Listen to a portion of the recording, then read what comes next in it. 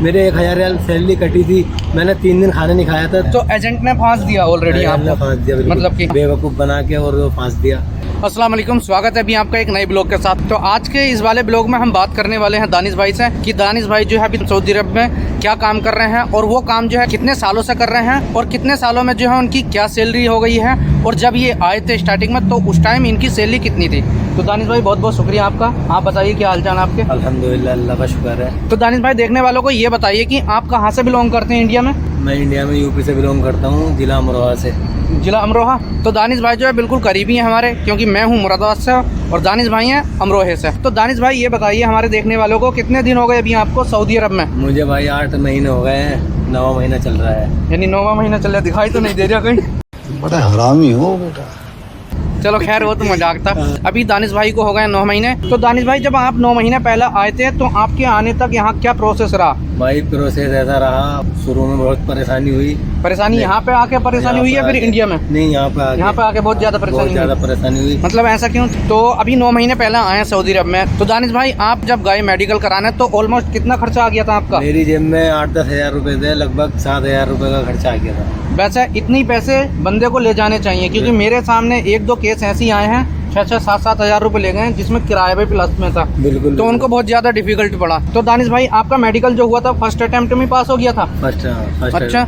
तो दानिश भाई मेडिकल होने के कितने दिन बाद आपकी वीजा लग गई? वीजा लग गई मेरी 10 से 15 दिन के अंदर। 10-15 दिन में। तो दानिश भाई आप पहले इंडिया में जो है ये ड्राइविंग किया करते थे या फिर कुछ और काम किया करते थे? वैसे तो ग्रेजुएट हूँ, मैंने बीकॉम कर रखा है। बीकॉम कर रखा आपने? ग्रेजुएट माशाल्लाह। और ड्राइविंग ही करता था वैसे। तो दानिश भाई आप तो ग्रेजुएट हैं, तो आपके यहाँ आने का क्या मकसद था? क्योंकि आपको तो ऑफर भी मिला होगा जॉब का अल्हम्दुलिल्लाह इंडिया में। तो फिर यहाँ पे क्यों आए ड्राइविंग में? तो मैं जॉब करता था दिल्ली में फाइनेंस कंपनी में। कोरोना काल के चक्कर में असल में प्रॉब्लम हो गई, कंपनी ने सब लोगों को जो है बाहर कर दिया कि अभी हमें ज़रूरत नहीं है, जब ज़रूरत होगी जब खोल के जाएगी। तो असल में बड़े भाई का काम भी बंद हो गया था, तो असल में बहुत दिक्कत हो रही थी। तो मैंने सोचा यार एक चक्कर लगा लिया जाए, इस बहाने अल्लाह ने नसीब में लिखा हुआ उम्रा भी किया जाएगा इंशाल्लाह। जी। इसी चक्कर में आएगा, थोड़ा पैसा हो जाएगा। 2 साल का अपना राउंड लगाने के बाद में कुछ काम धंधा करेंगे और अल्लाह ने चाहा तो इंशाल्लाह उम्रा नसीब होगा इंशाल्लाह, अपने घर लौटेंगे इंशाल्लाह। तो दानिश भाई ये बताइए आप एजेंट के द्वारा आए या फिर किसी ऑफिस के जरिए? मैं एजेंट के द्वारा आया हूँ, ऑफिस के जरिए नहीं आया। तो एजेंट ने फांस दिया ऑलरेडी आपको? फांस दिया, मतलब कि। तो दानिश भाई आपकी इस वीजा पे कितनी सैलरी तय की गई? सैलरी जो तय की गई सैलरी वही है, कोई दिक्कत नहीं है। सैलरी मेरी 1800 तय हुई थी। 1800 तय हुई थी और मेरी 1800 हुई है, अल्लाह का शुक्र है। मतलब पहली बार में फ्रेश में 1800। तो दानिश भाई की जो है फर्स्ट टाइम में 1800 सैलरी तय की गई, तो 1800 मिल रही है अभी? अल्लाह का शुक्र है। और शुरू से 1800 मिलती आई है? मिलती आ रही है माशाल्लाह, ये तो बहुत अच्छी बात है। दिक्कत नहीं। यहाँ पे कुछ लोग ट्रस्ट भी नहीं करेंगे अभी की 1800 रियाल पहली बार में। बिल्कुल नहीं करेंगे। खैर उसकी भी वजह बताएंगे हम बाद में। तो दानिश भाई ये बताइए ये वीजा जो लिया आपने एजेंट के द्वारा कितने रुपए में ली थी इंडियन रुपीज? वीजा मैं यहाँ आने के मेरे लगभग मान लो कि 1,30,000 रुपए में आया हूँ मैं यहाँ। 1,30,000 रुपए लगे यहाँ पे आया। तो आपने इस वीजा के इतने ज्यादा पैसे क्यों दिए? वो असल में एजेंट ने बोला कि 1800 सैलरी है, पैसा तुम्हें अच्छा बचेगा और ऊपर से भी कमाएगी। ये वो मुझे मतलब नया आदमी था, बेवकूफ़ बना के और फांस दिया। तो ऐसे तो पता नहीं था, थोड़ा पुराना होता, नॉलेज होती इस बारे में तो मैं कुछ सोचता कि नहीं मैं नहीं जा रहा। नॉलेज होती थोड़ी तो मैं सोचता भी कि मैं नहीं जा रहा। अब नॉलेज थी नहीं, नया आदमी फंसता है, अभी देखो दिक्कत होती है। अब मैं फंस गया, अब अल्लाह का नाम लेके काट रहा हूँ टाइम, क्या करें। तो दानिश भाई ये बताइए ऊपर से कमाई हो रही है नहीं हो रही है अभी आपको? 1800 रियाल। 1 रुपये की कोई कमाई नहीं है। मतलब 1800 रियाल ही मिलते हैं? मिल रहे हैं, खाना अपना है, रिचार्ज अपना है, सब चीज अपनी है उसमें। अच्छा दानिश भाई ये बताइए इस 1800 रियाल में आपका कितना महीने का खर्चा आ जाता है? लगभग मान के चलो 450 रियाल खर्चा होने, मतलब 500 रियाल ऑलमोस्ट खत्म हो जाते हैं। खत्म हो जाते हैं। अगर किसी बंदे की 1500 सैलरी है, क्योंकि फ्रेशर की तो सैलरी 1500 ही लगती है, तो ऑलमोस्ट उसका खर्चा कितना हो जाता है महीने का आपकी नज़र में जैसा देखा जाए? तो ऑलमोस्ट अगर रिचार्ज अपना होगा, खर्चा अपना होगा तो मिनिमम अगर कम से कम खर्चा करेगा 400 तो मान के चलो 400 रियाल निकल जाएंगे बराबर। निकल जाएंगे। अच्छा दानिश भाई तो आपकी वीजा स्टैंप हो गई, तो वीजा स्टैंपिंग होने में ये तो नहीं किया कि हाँ भाई कल हो रही है, अगले हफ्ते स्टैंप हो रही है, ये वगैरह ऐसा कुछ नहीं। तो कितने दिन में स्टैंप हो गई थी आपकी वीजा? मेरा मेडिकल होने के बाद 10-12 दिन के अंदर मैं यहाँ आ गया था सऊदी अरब में। इतनी फास्ट काम हुआ था। मतलब एजेंट कहाँ का था? तो एजेंट पड़ोसी है। पड़ोसी है? अच्छा दलाल। दानिश भाई ये बताइए, जब आप दम्माम आ गए तो जैसे आपने तो एजेंट के द्वारा ली वीजा, तो आप दम्माम एयरपोर्ट से यहाँ तक दम्माम तक कैसे आए? वो कपिल ने, दूसरा ड्राइवर है कपिल के पास, वो मिस्री उसको भेजा था। वो अच्छा, ड्राइवर ऑलरेडी था कपिल के पास? हाँ, ऑलरेडी था। अच्छा, दो थे। अच्छा, है अभी दो ड्राइवर ऑलरेडी अभी भी हैं? अभी भी हैं। तो अगर दो ड्राइवर अभी भी ऑलरेडी हैं उस कपिल के पास, तो आपकी ड्यूटी का रूटीन कैसा है? ड्यूटी का शेड्यूल कैसा है? ज़्यादा ड्यूटी है या फिर कम ड्यूटी है? ड्यूटी का शेड्यूल ये है कि सुबह को मदरसा 5:30 बजे उठना होता है और पूरा दिन मान के चलो 4 बजे फ्री होता हूँ, जिसमें कि 2 मिशवार हैं और घर का काम रहता है रात को के ये लाते वो लाते, मतलब टोटल मान के चलो। मतलब अगर देखा जाए तो टोटल कितने घंटे ड्यूटी हो जाती होगी आपकी? पूरा दिन में ड्यूटी हो जाती होगी लगभग मान के चलो 5-6 घंटे हो जाती है। 5-6 घंटे ड्यूटी हो जाती है। खैर दानिश भाई ये बताइए, जैसा आप यहाँ आ गए तो आपके कपिल का बिहेवियर कैसा रहा आपके साथ? बस आपसे गाड़ी की टेस्टिंग ली वगैरह? टेस्टिंग ली पहले दिन ही, जब मैं आया, रमजानों में आया था मैं। जी। तो मुझसे बोला चलो गाड़ी चलाओ, मैं चला गया। मैं पहले दिन ही रोड पे डाला थी। अल्लाह का शुक्र है, मैं पुराना चावल हूँ गाड़ी के मामले में। बहुत टाइम से गाड़ी चलाता हूँ इंडिया में। अच्छा, इंडिया में ऑलरेडी आप चलाते थे गाड़ी? 4-5 साल से कोई दिक्कत नहीं। बस लोग कहते थे कि स्टीयरिंग लेफ्ट साइड होता है तो प्रॉब्लम होती है, ऐसा कुछ नहीं है। मेरे को कुछ ऐसा फील नहीं हुआ। मैंने सीधा बिल्कुल बैठने के बाद सीधा रोड पे चला दे, कोई मुश्किल नहीं, अल्लाह का नाम लेके, और मैं चला दी। तो कपिल बोला मियाँ मियाँ गुड।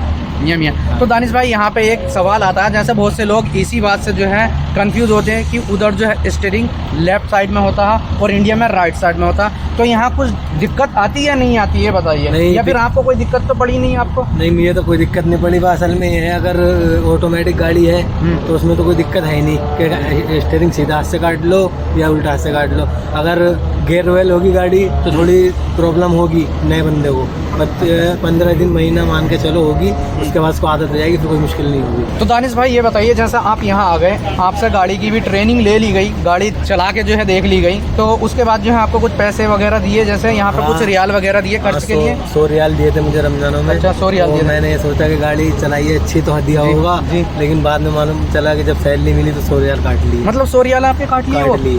खैर दानिश भाई तो खुश हो गया था कि हदिया मिला होगा, गाड़ी सही चलाई, बोला मियाँ मियाँ गुड, तो मैं तो इसलिए खुश हो गया कि 100 रियाल का हदिया मिला। लेकिन जब सैलरी का टाइम आया, सैलरी मिली तो बोल दिया कि 100 रियाल एडवांस दे दिया था। अच्छा दानिश भाई ये बताइए, वहाँ पे बंदे को कितनी ड्राइविंग सीख के आनी चाहिए जो यहाँ पे जो है प्रॉब्लम नहीं पड़े? भाई बिल्कुल परफेक्ट होना चाहिए। इंडिया में लगभग 2-3 साल ड्राइविंग अच्छी वाली की हो, बिल्कुल परफेक्ट होना चाहिए। अच्छा। वरना नया आदमी आएगा तो ज़्यादा प्रॉब्लम होती है। बिल्कुल कोई शक नहीं है, इसमें थोड़ी प्रॉब्लम होती है, नए को भी होती है, मैं ऐसा नहीं है कि नहीं होती।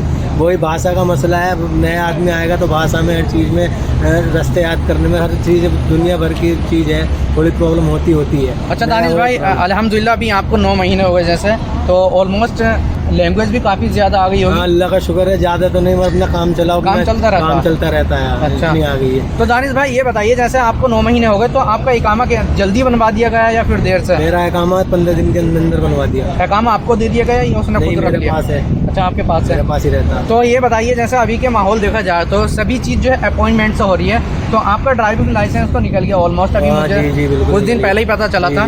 तो वो ड्राइविंग लाइसेंस जो है क्या प्रोसेस है निकालने का? अभी कितने टाइम में निकला आपका? मेरा लाइसेंस निकला भाई लगभग मान के चलो 3 महीना।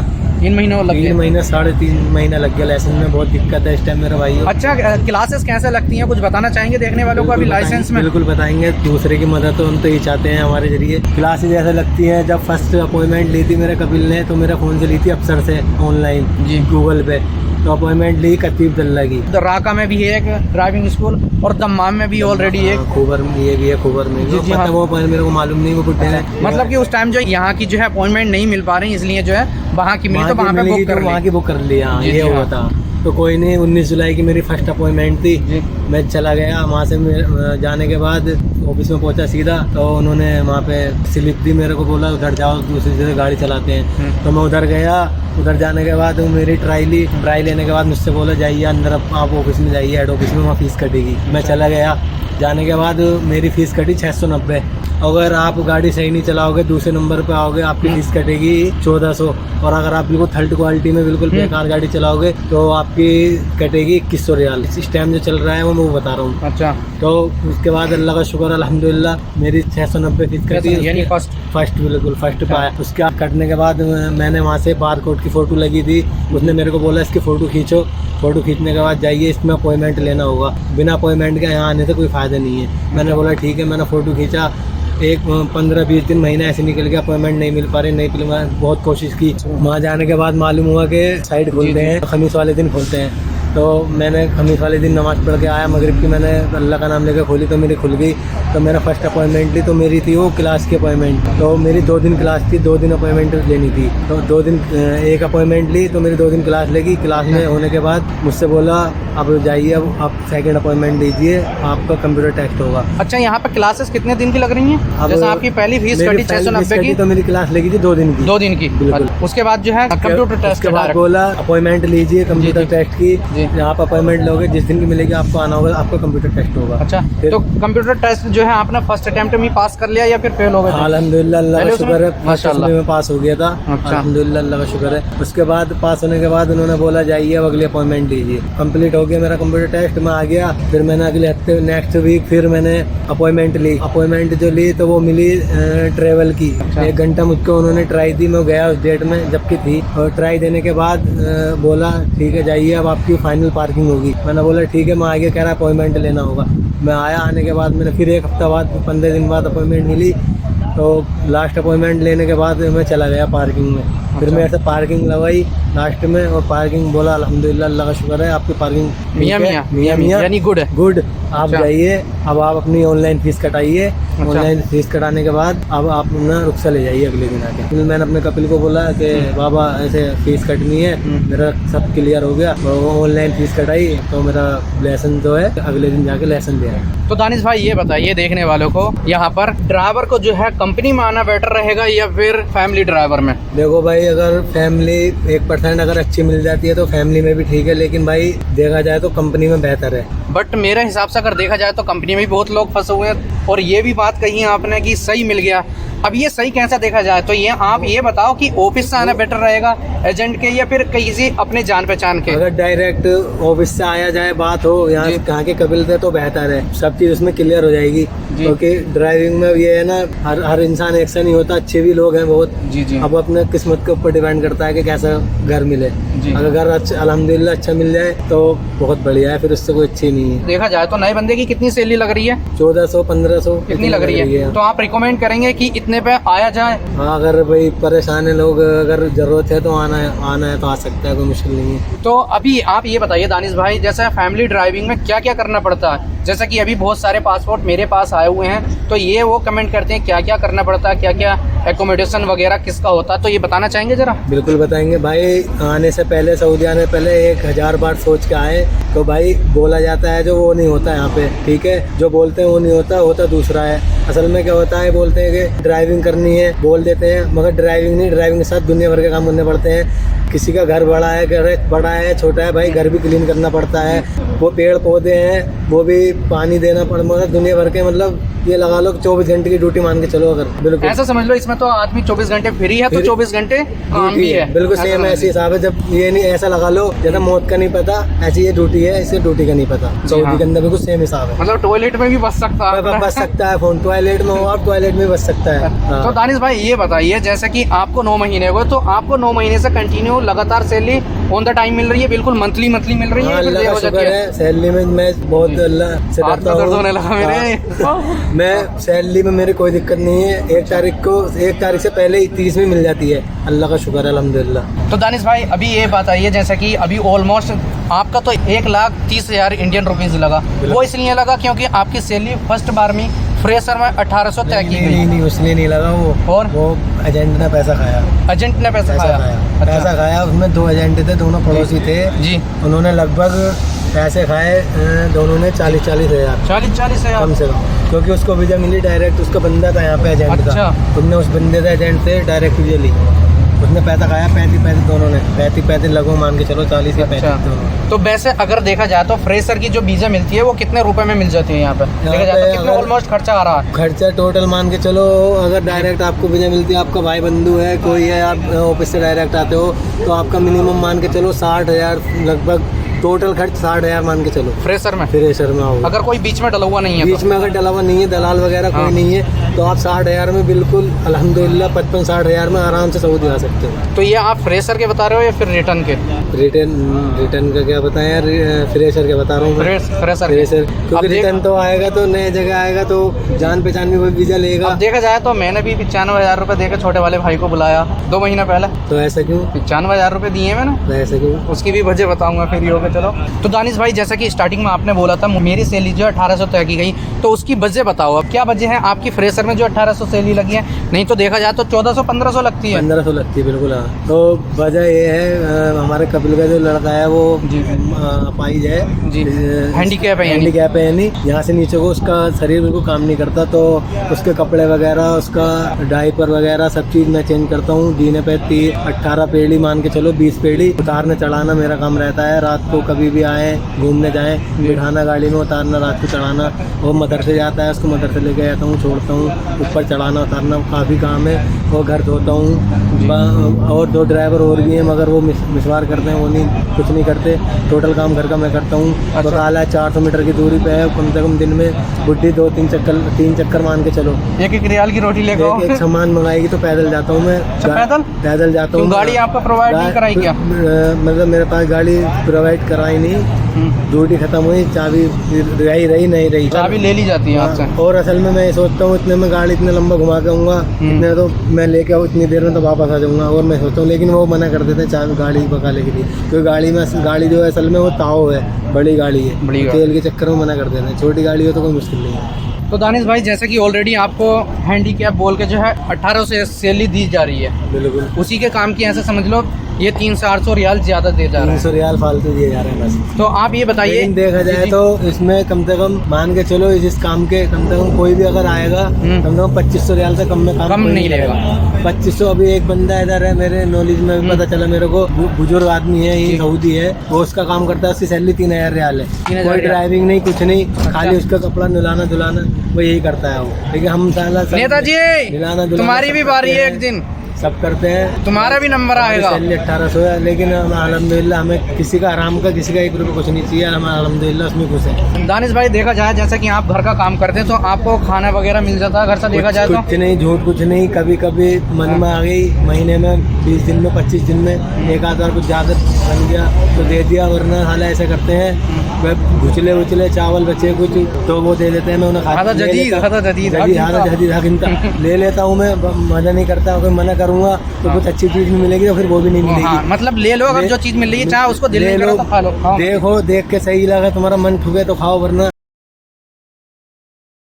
हाँ दानिश भाई जैसे कि आप बताओ, जैसे आपके घर में कितनी गाड़ियाँ हैं? हाँ, हमारे घर में लगभग 4-5 गाड़ियाँ हैं। 5 गाड़ियाँ, तो 5 गाड़ियाँ आपको धोनी पड़ती हैं? सिर्फ नहीं, आप अपनी गाड़ी धोते हो? कुछ नहीं है, कपिल की और मैं अपनी गाड़ी धोता हूँ। मतलब कपिल की और अपनी? बस वो 2 ड्राइवर हैं, वो दोनों अपनी अपनी धोते हैं। तो दानिश भाई जैसा आपके घर वालों का बिहेव कैसा आपके साथ? मतलब सुरा या बस थोड़ा इंतजार भी कर लेते हैं? इंतजार कुछ नहीं, सबर तो इनमें लोगों में है ही नहीं। बिहेव ऐसा है कि बस जब मूड में हुए तो कुछ 1-2 रियाल का कभी मन में आई, महीने में 2 महीने खिला दिया, वरना कुछ नहीं। बिहेव ऐसा है कि बिना ऐटे बात नहीं होती।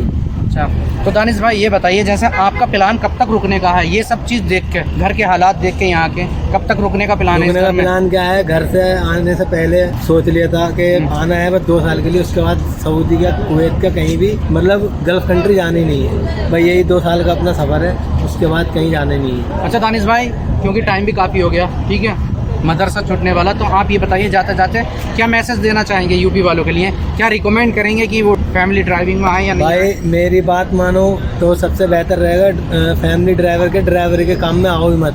1500 सैलरी होती है, खुदा ना खास्ता जरा से में गाड़ी लड़ जाए, कुछ हो जाए तो भूख भाग जाती है। मेरे साथ हुआ है, मेरे 1000 रियाल सैलरी कटी थी, मैंने 3 दिन खाना नहीं खाया था। तो मेरे तो भाई हाथ जोड़ के रिक्वेस्ट ये होगी कि ड्राइविंग को छोड़ के किसी और काम में आ जाए तो बेहतर रहेगा। और जैसे हम जैसे नकारा हो जिससे कोई काम नहीं आता हो तो वो तो मजबूरी है। अब अपनी सोच समझ के आए, बहरहाल आना चाहे ड्राइविंग में आ सकते हैं। मैं ये तो नहीं कह रहा कि मत आओ। अगर जब कुछ काम नहीं आता, ड्राइविंग आती है तो भाई आए, मगर सोच समझ के आए, अपने रिक्स पे आए, क्योंकि यहाँ कोई किसी का नहीं है। सिर्फ जिसके यहाँ आओगे वो बुड्ढा है, वो भी अपना नहीं है। वो काम करोगे तो वो अपना है, वरना वो भी अपना नहीं है। तो गाइज आज के इस वाले ब्लॉग को हम यहीं पे एंड करते हैं। बाकी जो आपके कमेंट्स थे वो हम पिक करेंगे नेक्स्ट वीडियो में, क्योंकि अभी टाइम ज़्यादा हो चुका है, तो इसलिए इस वाली वीडियो को जो है लॉन्ग नहीं करना चाहते। मिलते हैं फिर अपने एक नेक्स्ट ब्लॉग में, तब तक के लिए खुदा हाफिज़। अल्लाह माअस्सलामा।